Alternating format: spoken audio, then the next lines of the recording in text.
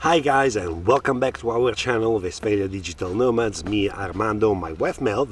Oh, she's not here. Mel, come back home please. Our two dog, Ziggy Stardog and Aria from Morocco and Montenegro, and of course our 1995 VW California Coach Westphalia conversion Mork. It's actually the car where we travel since 2012. Somebody call us the royalties of Vanlife. Yes, I do like this kind of title. Yes, well, just because we have a little bit of experience on traveling and working online. But today I would like to talk to you about solo van life versus van life as a couple. As you know, with Mel we travel as a couple since 2012, but in this time Mel, she's not here. She has to go back in Montana, USA to visit the family. So for the next 10 days I will be almost by myself, just with two dogs and the van.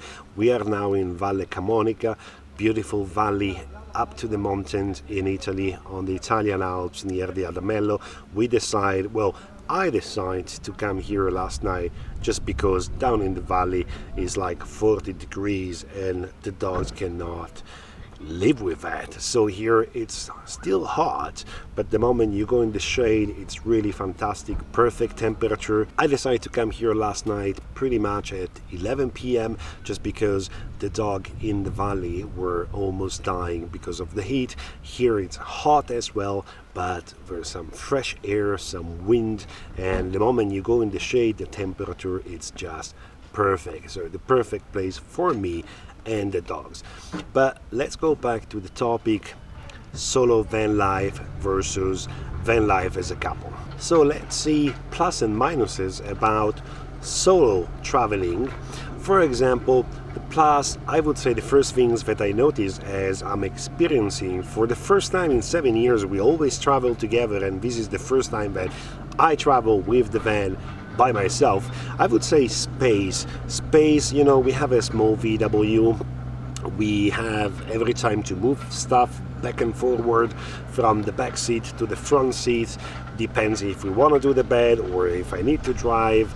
So two person of course take more space, because Mel, she usually sit in the back and I usually sit in the passenger seat, and there's stuff that needs to move into the driver's seat, and every time is a little bit of juggling with the space. And of course just by myself I don't need to move anything. I arrived yesterday here at 11, and at 11:2 the bed was ready because I just need to pull out the bed, make the bed, and everything was fine and in place. Of course there's a little bit more space as well in the bed. We don't have a huge size mattress, so many times, especially Mel, she really tastes my elbow knockout in the night. So that's not gonna happen anymore if you travel solo, because you have the entire bed for yourself. Of course a little bit less because of the dog that sometimes they sleep with us and they like to spread on the mattress all the time.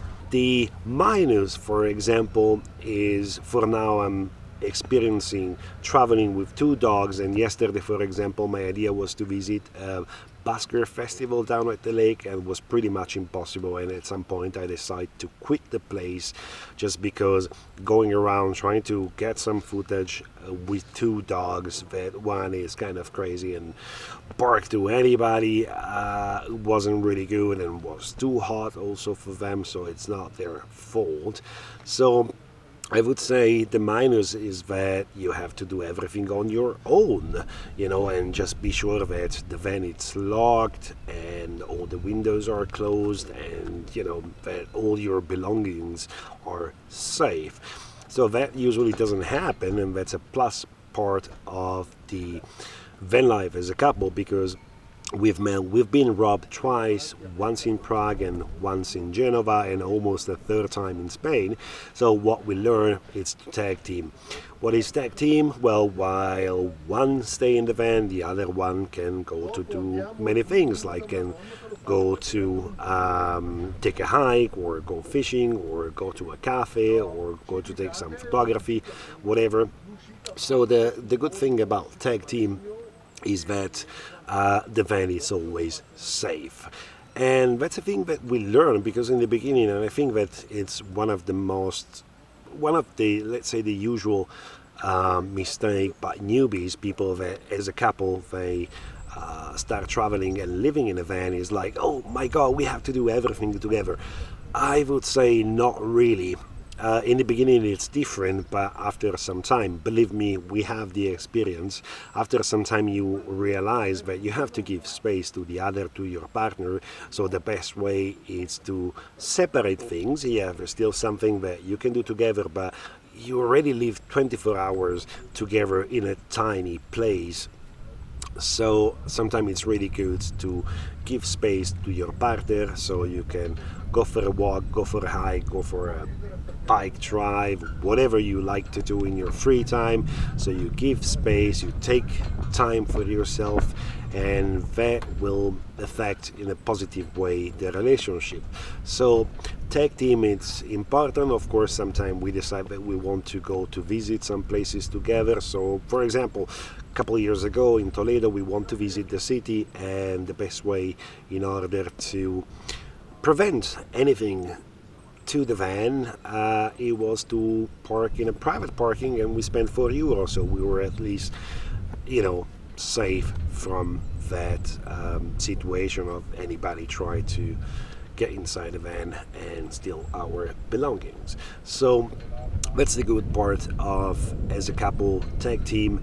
Not only that, we usually share task. Let's say they're not really tasks, but Vanlife is not just about making nice videos on YouTube and posting nice pictures on Instagram. It's much more than that. I would say every day is you have to take care of things. That means water, gas, where to park, especially the sun. If you use solar panel and you need to work, you need to find the right place. There's a lot of things that are involved in living inside the van. So with Mel, we kind of share pretty much the daily task. That could be food, cooking, and keep the van clean, because you have to clean it every freaking day. And I take care of the van itself, like engine and everything that needs to be repaired on the van, as well driving, as well finding the right parking and going different places. So that's the good part about living in a van as a couple, that you share the amount of things that you have to do daily, and you're not on your own.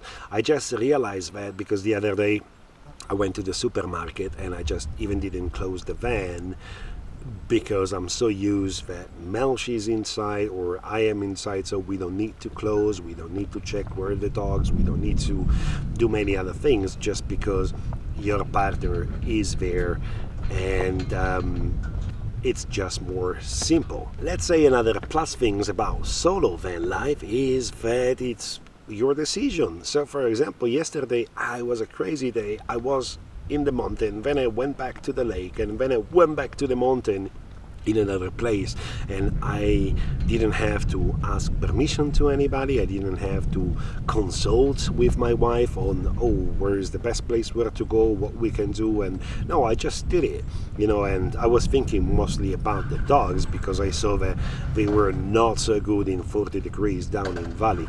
So that's why my decision at 11 o'clock in the evening, just to drive for an hour to get in a place where I know they will be happy. So that happened if you travel alone. And I would say maybe could be a minus that you can get really bored, because I'm trying to be active every day. I'm trying to do some stuff that sometimes it's for me, sometimes it's for my clients, sometimes it's just my free time, so taking a hike or do something I like. Sometimes maybe alone you can be a little bit more bored than usual, because if you have a partner, you have somebody you can chat with, you can laugh with, you can have dinner together. So it's something I would say on that part. I always tell Mel that I really love to travel with her, because At some point, I mean, we have the opportunity to travel, we visit many places. I think that if I witness something beautiful just in front of me, I like the idea that I'm able to share it with somebody I love. That's the important factor on the part that I like as traveling as a couple and not as solo.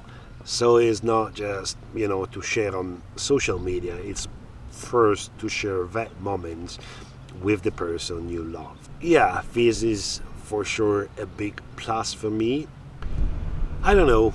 I think, what else, Guy? What do you think? How you travel? You travel as a couple? You travel solo?